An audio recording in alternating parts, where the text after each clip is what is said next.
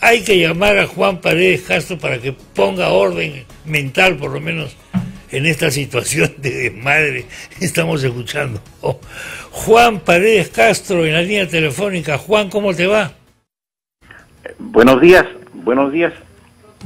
José María, un gusto. ¿Cómo estás, Juan? ¿Cómo te ha ido? Pues acá un poco sorprendido, hombre, por este maximalismo que estoy escuchando, diciendo de que prácticamente el que no haya salido ayer la lista de Perú Libre es prácticamente ya el primer paso de la vacancia presidencial, es lo que dice Bermejo, y por su lado el almirante Montoya también dice que pongo los principios por delante.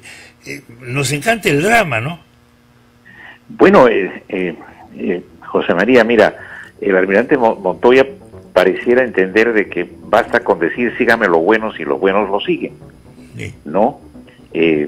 La política es el arte no solo de lo posible y de lo imposible, sino sobre todo de trabajar desacuerdos. Sí, pues. Ahí se ven a los más pintados, ¿no? Mira, estamos frente a un panorama realmente incierto. Sí. No deberíamos estarlo, porque para los tiempos que nosotros hemos vivido la política, tú y yo como periodistas, hemos llegado siempre al 28 de julio con expectativas y a veces con ciertos temores también en el horizonte respecto de lo que va a decir un mandatario. Claro. Pero esta vez no tenemos nada sobre la mesa. No tenemos nada, pues. Nada. Lo que sí tenemos son algunas dualidades muy preocupantes, ¿no? Por ejemplo, el señor Castillo ha ganado su derecho a gobernar. Sí. Pero él quiere legislar, ¿no?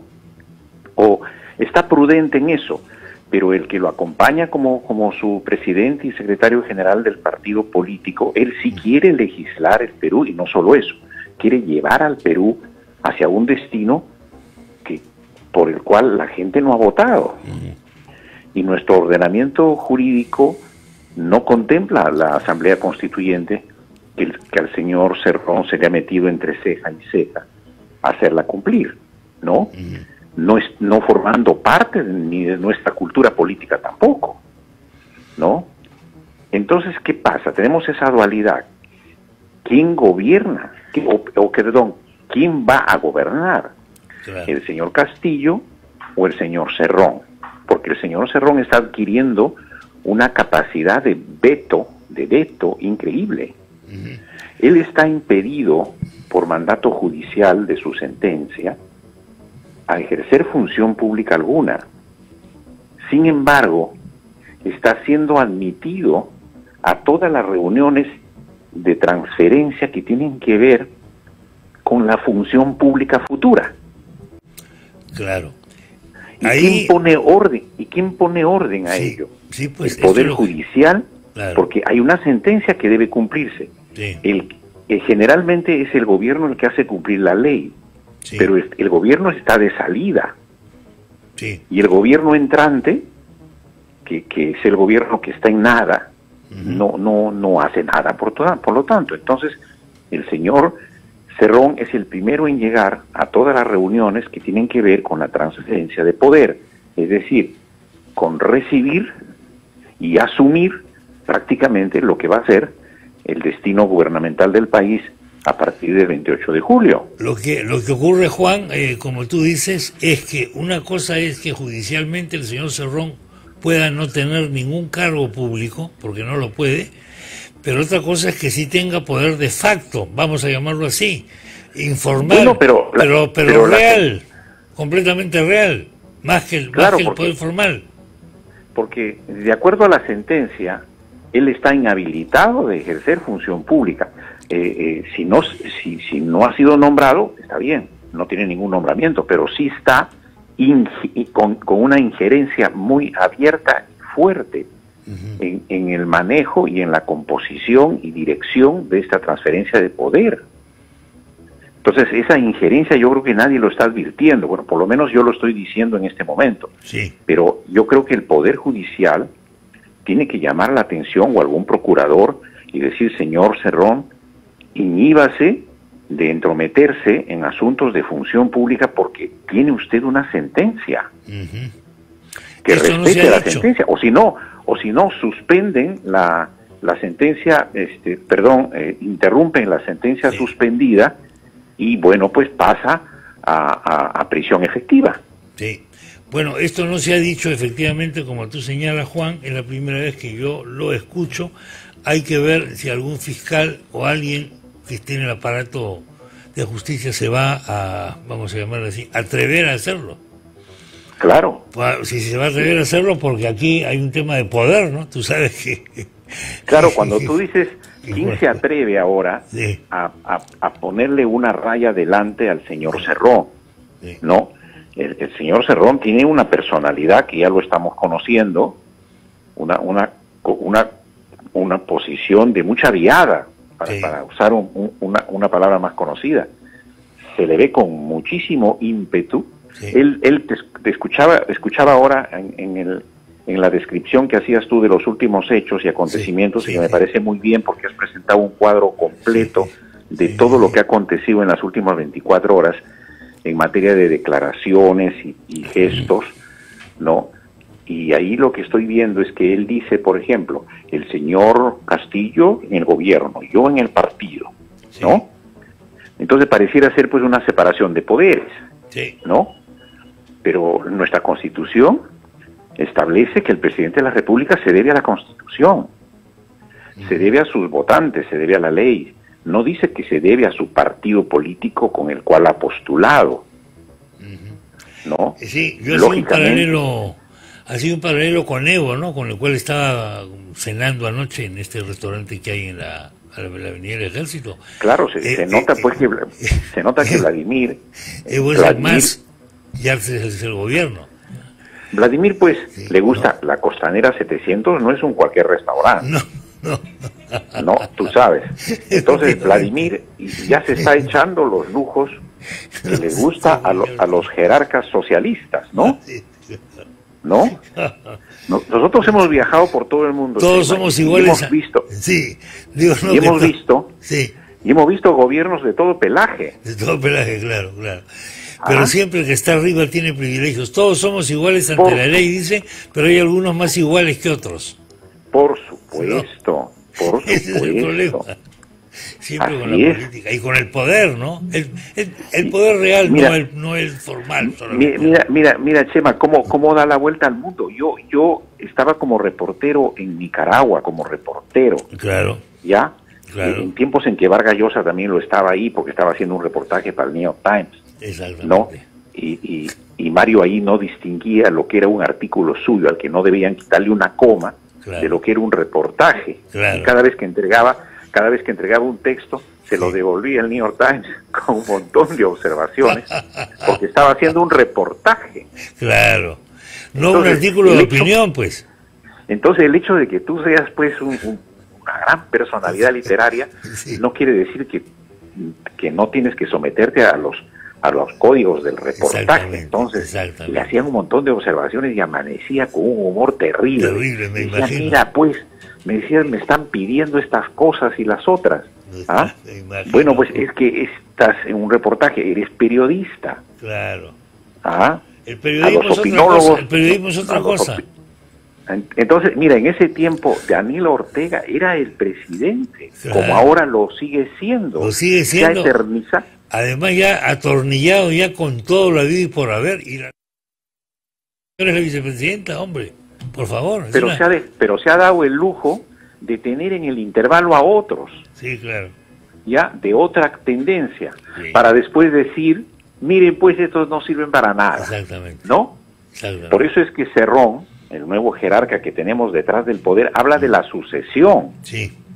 Él dice que no nos tenemos que preocupar solamente de gobernar, sino también de la sucesión. Claro. Y en la sucesión él ya se pinta en el cuadro. Entonces, mira, pues... Sí.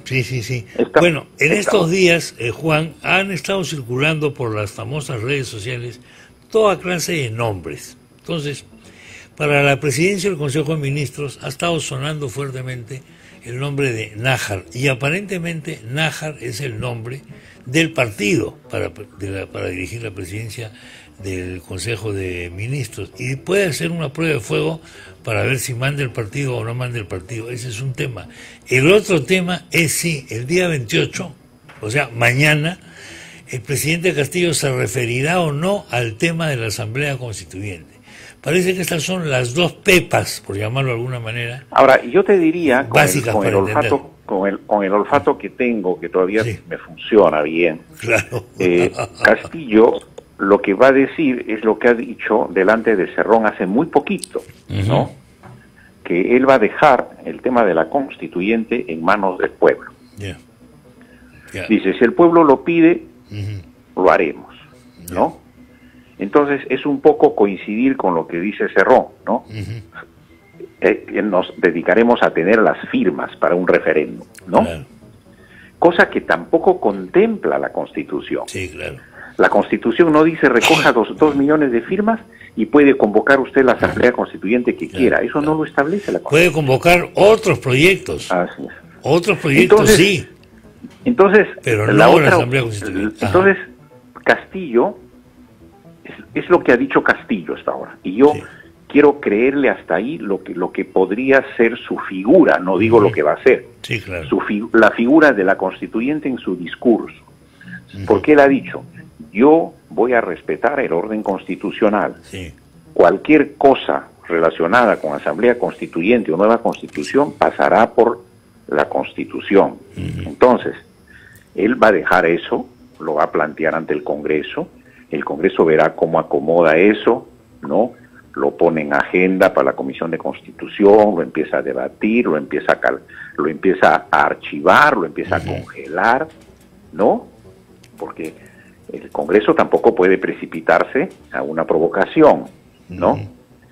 Tendrá su manera de manejar esa papa caliente, pero la papa caliente él la va a poner porque ha sido el corazón de su campaña. Exactamente. Bueno, Nájar, el señor Nájar, Roger Nájar ha dicho, le preguntaron, salía de la casa en la que está Castillo, de Breña, y le preguntaron por la constituyente y él dijo una cosa, y esto es la bandera principal del partido, dijo él. Sí, pues, es la bandera, pero hay una cosa principal con la bandera, pues. La bandera, mira, las banderas de un partido pueden ser de muchas banderas, pero tú no la puedes instalar en un país a la fuerza, de manera impositiva, ¿no? Convirtiéndolo en la razón de ser de sí o sí, ¿no? Y peor todavía si quieres armar una revuelta sobre eso, ¿no? Si no se acepta la constituyente, bueno, saldremos a las calles. Saldrán a las calles también los que no están de acuerdo. Y se armará una trocatinta nacional. La cosa es muy seria.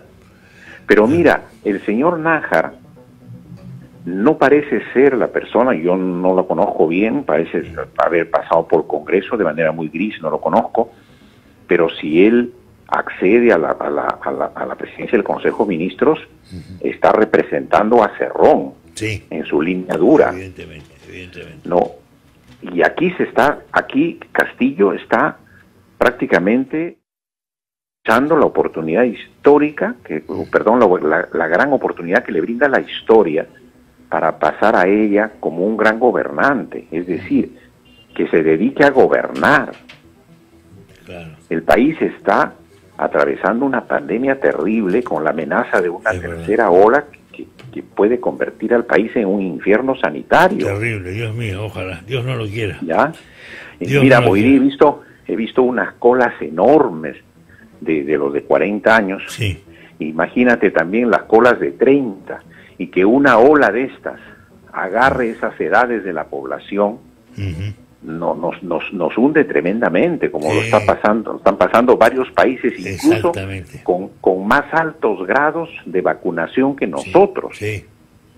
Entonces, el señor Castillo tiene que pensar que la oportunidad que le está dando la historia no lo puede tirar como la llave de la casa donde ya nunca más va a vivir, solo porque el señor Cerrón le impone condiciones. Entonces el señor Castillo que piense hacer un gabinete, comenzando por la presidencia del Consejo de Ministros, con el que pueda gobernar, no un gabinete con el que no va a poder gobernar. Con el señor Nájar yo no creo que pueda gobernar. Es decir, el que va a gobernar va a ser el señor Nájar. Sí, claro. Y la población entera lo que está esperando es un buen gobierno, que se superen todas las deficiencias que precisamente nos han llevado a escoger estas dos grandes opciones. Bueno, Juan, muchas gracias como siempre por participar en nuestro programa. Encantado, te mando un abrazo. María, hasta luego. Un gusto grande también escucharte y estar siempre en la antena noticiosa y de las explicaciones del caso. Ahí estamos, muchas gracias, Juan.